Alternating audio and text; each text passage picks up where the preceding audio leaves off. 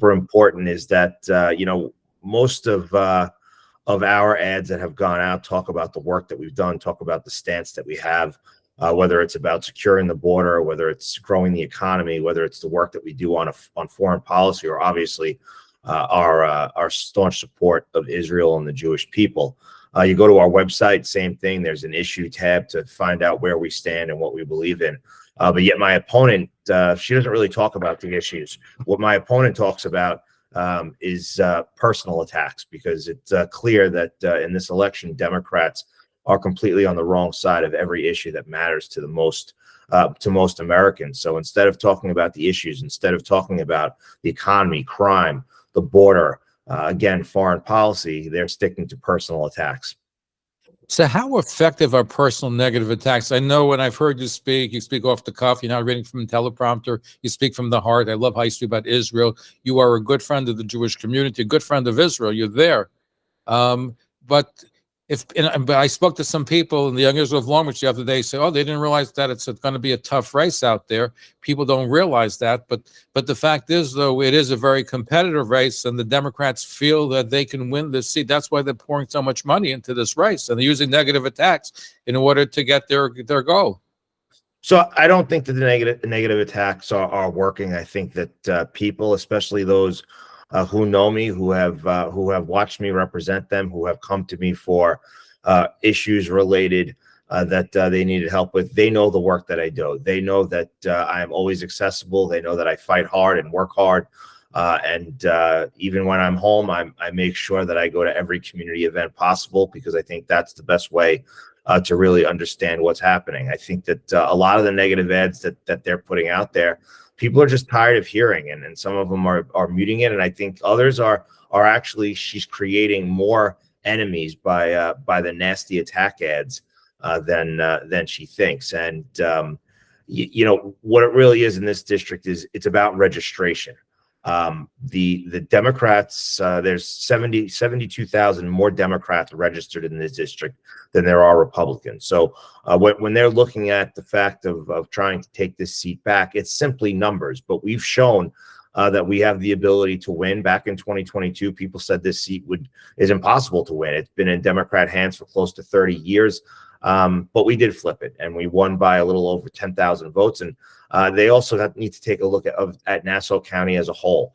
Nassau County is a place where there's 140,000 more Democrats than Republicans, but yet Republicans control every countywide seat, the county executive, the DA.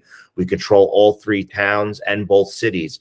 One of those cities being the city of Long Beach, which is historically been a Democrat stronghold and is now in Republican majority hands. So this is about the Democrats losing their way. It's about the fact that they've gone too far to the left, and the Democrats that we know, the moderates, the independents, they are voting Republican because they know that Republicans are the party of common sense. Republicans are certainly the party who's standing with and for Israel. Republicans are the party who want to secure the border. Republicans who are the party that want to grow the economy. And when you look at the top of the ticket, people do not see that Kamala Harris could be better for this country for another 4 years. She's been sitting in the front seat as co-pilot for the last 3.5 years, with Joe Biden taking this country down a very, very dangerous path. People know the things that she's done, and they know the people that they know the things that she hasn't done. And when it comes to President Trump, there are people who don't like his tweets, don't like his attitude, perhaps don't like the way he says things. But I think that we are going to see this year where many people are voting on the best interest of the United States of America and not who they like personally. You mentioned former President Donald Trump. He seems to believe that New York is winnable. He was in Nassau County. You were there just the other week. He's going to be in Madison Square Garden. He actually went to Queens the other day. So do you think that he could win New York or do much better than a traditional Republican candidate in New York City? Absolutely. And I think that Donald Trump is going to do very well in New York. And he's going to do very well because people like his policies. People know that he stands for law and order, that he wants to secure our border as well as Republicans. He wants to grow our economy. He wants, he's talked about policies he wants to put in place. He talked about at the Coliseum, where even though it was his idea years ago. He's realized that restoring SALT to high tax states is something that's important, and he'll make a priority. He's talked about putting no tax on tips. He's talked about no tax on overtime. He has ways that he wants to grow the economy. And yes, he's made New York a priority because he also has great members of Congress, whether it's myself or Lawler, Molinaro, Lolota, Williams, and others who are running in these tough seats. And when President Trump wins on election night, he's going to need a Republican House majority, and that House majority is running right through New York, and he knows it. And according to the latest reports I've seen, there is a very good chance Republicans can get the Senate in the upcoming election. Every poll that we're looking at looks like comfortably we'll pick up 3 seats or have a 3-seat majority in the Senate, and could grow as much as 6. And getting back to Trump running in New York, take my district, for example. Donald Trump lost the 4th Congressional District in 2020 by 16.5 points. We have not done a poll yet over the last 7 months, and we've done a lot of polls that has him anything in the negatives. So he's either been even or been ahead by as much as 8 points. So it's a very different district. It's a very different Long Island, and it's a very different New York. And there are people that are very, very supportive of Republicans and Donald Trump. Now, the Democrats, as you said, have really poured millions upon millions of dollars into your race. They're looking to defeat you. Question is the Republican Party giving you enough support in trying to get your voter base out? Yeah, I think we're doing a good job, you know, where there's outside independent expenditures coming in, whether it's the Congressional Leadership Fund or the National Congressional Republican Party.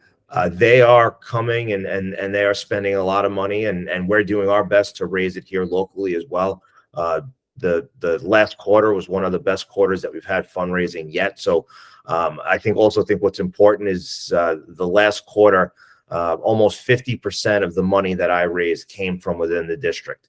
50% is a big number. My opponent, 2.9% of the money that she raised came from the district. So it tells you who's funding these campaigns. There was just a story this week in the New York Post and other outlets about the relationship and the money that my opponent has taken from the Soros family, and the fact that they actually paid her a $40,000 fellowship just to run for office. So she's receiving money from places that and people who we certainly don't agree with, people who are anti-Semites, people who have funded the protests at college campuses and been outright against the Jewish people. And yes, we are spending the money. We are getting our word out. And most importantly, it's about being in the community. This morning, I started my day in the village of Valley Stream. From there, I was in the city of Long Beach. I was in Island Park. I was out east in Seaford and in Elmont. So that's really what it's about. We're spending the money. We're getting the mail out. And as you know, here in Nassau County, different from probably any other congressional seat in the country, we have organization and mechanics. The Nassau County Republican Committee, led by Chairman Joe Cairo, is one of the best political groups and political organizations in the country. Monday, we're going to be doing a district-wide walkthrough.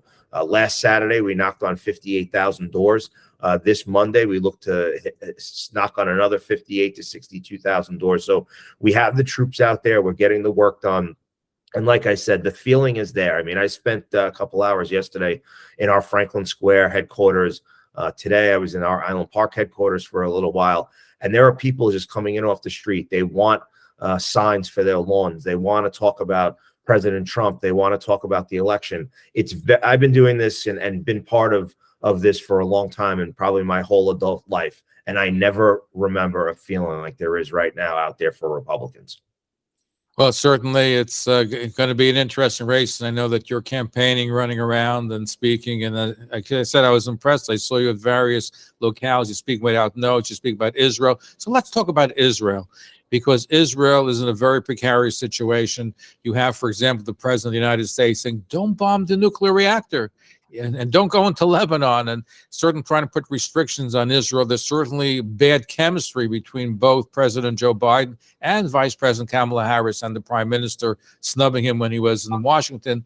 So let's look at your perspective. What should we be doing for Israel that we're not doing right now? Right now, we need to be supporting them. I mean, obviously, from day one after October 7th, I was one of the loud vocal voices saying that there should have been a single subject bill to make sure that Israel had the funding that they needed.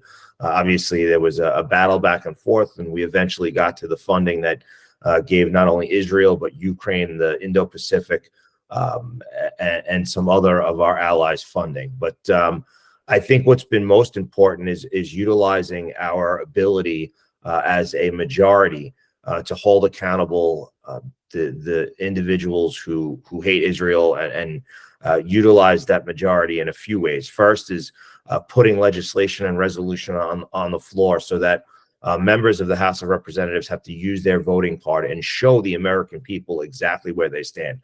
When you put a resolution on the floor of the House and says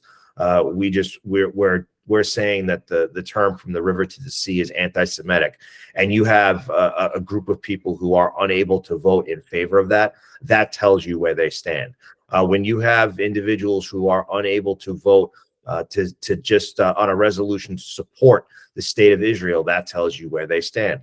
When you have members of Congress who are walking the halls of one of our nation's oldest institutions, spewing hate and trying to create animosity and rise the tensions of protesters, that tells you where we stand. When we have committee hearings like the ones we held in the Education and Workforce Committee to call on the spot these leaders of so-called educational institutions that have allowed hate and anti-Semitism to overrun their campuses and become petri dishes of hate, we've been able to shine a light on these individuals. And I think that's one of the most important things that we've done with our Republican majority, and things that we continue to do. And it is about supporting Israel. It's about getting on shows like this. It's about talking, in the morning to a mutual friend of ours, Sid Rosenberg, and making sure that we talk to New Yorkers who listen to his show that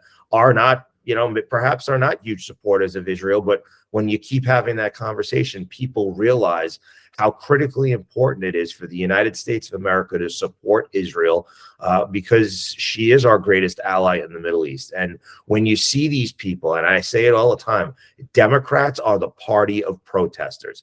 My opponent, Laura Gillen, comes from the party of protesters. All throughout the summer, when we saw these protests on college campuses, my opponent and the opponents of many of our New York Republicans stayed silent. Why? Because they are pandering to the far left of their party. They are no friends to the state of Israel, and they are no friends to the United States of America. And that is the problem. When we see people screaming death to Israel, they're also screaming death to America. So we need to continue to stay strong. We need to continue to work together. We need to continue to make sure that Israel has every resource necessary to eradicate Hamas and terrorist organizations of Iran off the face of the planet. There should be absolutely no ceasefire until every hostage is returned home and Hamas surrenders. Kudos. I think that has to be heard loud and clearly, and thank you for articulating that. Let me ask you this question. You mentioned college campuses. It's come out that a variety of governments, including Iran, are supporting sending money to college campuses to have these woke professors teach this anti-Semitism, this hatred. What could be done to stop the flow of foreign money into our college campuses, which are poisoning our minds of our kids, not just against Israel, but against America? Well, I think it's exactly what we are doing, and that's conducting these oversight hearings and oversight work in our committees to see where the funding of these protests, where the funding of these campuses and college endowments, where the money's coming from. And that's exactly when we shut that funnel off, when we shut that faucet off and there's no more money coming into these colleges, or we're providing no federal aid to these colleges who are taking money from our adversaries in order to spew hate and cause havoc on campuses and create harm for Jewish students. When that federal money is cut off, and that's what we're working towards, you're going to see a very different country. I'm looking for that because they should not be allowed. And they've been doing it for 30, 40 years, poisoning the minds of Americans. And the money is in the heavy hundreds of millions of dollars over the course of time. Before I let you, I want to ask about UNRWA. It's one of my pet peeves that this organization exists. I know President Donald Trump cut the funding, but the funding is flowing again. As turned out in Lebanon and in Gaza, we found that leaders of the UNRWA have also been Hamas leaders and terrorist leaders supporting terrorism. First of all, as an ideal, they shouldn't be allowed to exist because the United Nations mandate is after every conflict, you want to get rid of the refugees. One exception, the war in 1948, those refugees are still there, and they're involved in terror. So what can be done if not to shut them down, but to cut off at least American funding for this group that supports terrorism? Well, that's it. It's continue to cut the funding and to make everyone realize that they're completely irrelevant. And the way to make people irrelevant is by not fund them. And that's exactly what we need to move forward and do. And we need to make sure that we have a strong Republican majority to make sure that that happens, because we know that we've seen it in the past. You have even Democrats who claim that they are moderates, they're voting 92% of the time with AOC, with Rashida Tlaib, with Ilhan Omar. Why? Because they are scared of them. They are fearful that they will be taken by the squad. They're afraid that they will be primaried by someone more radical than they are. And that's what we need to make sure. So we need to make a very, very serious approach at how we look at this election, especially the New York seats. There is no question. I said it earlier and I'll say it again. The majority in the House of Representatives is going to run right through New York. In 2022, everyone said, all the political pundits said there was going to be this giant red tsunami that was going to come across the United States of America. It didn't happen. But where it did happen was in places like New York. We picked up the Mike Lawler seat, taking out the DCCC chairman. We won my seat, taking out a 26-year Democratic seat. We had wins, obviously, in the 3rd Congressional District. Mark Molinaro won his seat. You had Brandon Williams, who won his seat. So these are all New Yorkers who stuck to the issues and won seats that were, very Democrat. And we won them because, again, we stuck to the issues that mattered most to the people. We stuck to the issues that when they went home at night and sat with their family around the dinner table, we talked about the issues that mattered to them. And that's what we continue to do. And they know that we are the party of common sense. We are the party that's fighting for them. And similarly, when it comes to the issues with the United Nations, we need to make sure that we have strong Republicans in these seats, because when we want to fund these organizations that are spewing hate and fanning the flames of terrorism, we're going to need good, solid Republicans, and those Republicans are coming right from New York. Congressman, you have a lot of Jews in your area that you represent. Do you have any Jewish New Year thoughts you'd like to share with our audience? Just, I think that the year ahead, I hope is better, obviously, than the last year. We came off the holidays last year with October 7th, and it's been a trying year, whether it's losing hostages or the war that continues to rage in the Middle East. I truly hope that we can find some peace. We can continue after we eliminate Hamas. We can build on the work of Ambassador Friedman and the Abraham Accords, but we're only going to do that with good, solid Republicans at the helm. I can assure you, Kamala Harris, as she showed us when Prime Minister Netanyahu came to speak to a joint session of Congress, she didn't even feel the need to show up. And she didn't show up because she wanted to pander again to the left of her party. And we need to make sure that we send a very strong message this election day. And early voting starts 2 weeks from yesterday. I encourage everyone, especially my friends in the Jewish community, to get out, utilize early voting, cast your ballot, and make sure your friends and neighbors know how critically important this election is. I said before, I grew up in this business, and every year around this time, we hear about this is the most important election of our lifetime. Well, this is the most important election of our lifetime. The future of the United States of America is at stake, and certainly the future of the state of Israel and our relationship between the United States and Israel is certainly at stake. My Congressman, Anthony D'Esposito, thank you for joining us. Continued success. Thank you for your strong support for Israel and to fight anti-Semitism. Look forward to having you again very, very soon. Thank you for your leadership. Look forward, like I said, to speaking with you again. Thank you, Zev. Thank you for continuing to carrying the good word, and I look forward to a big victory and the honor to continue to represent not only the Jewish people, but all of the 4th Congressional District. Congressman, thank you. Shalom. Thank you.